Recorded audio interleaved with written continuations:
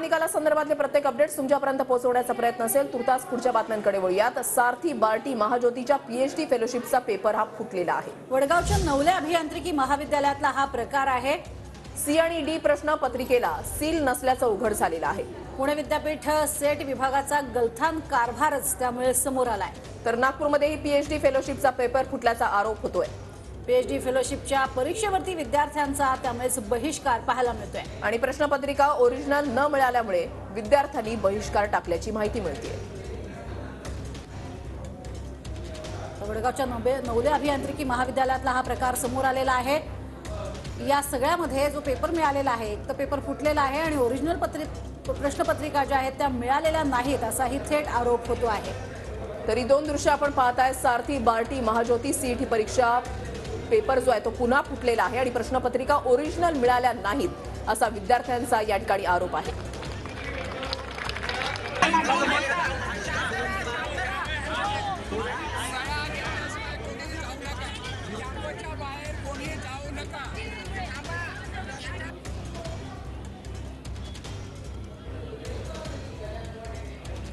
तर दोन दृश्य आपल्याला बघायला मिळतात। एकीकडे सारथी बार्टी महाज्योती सीईटी परीक्षेचा पेपर पुन्हा एकदा फुटलेला आहे आणि दुसरीकडे नागपूरमध्ये आपण बघतोय पीएचडी फेलोशिपची जी ओरिजिनल प्रश्नपत्रिका आहे ती मिळालेली नाही आणि म्हणूनच या पीएचडी फेलोशिपच्या विद्यार्थ्यांनी बहिष्कार टाकलेला आहे।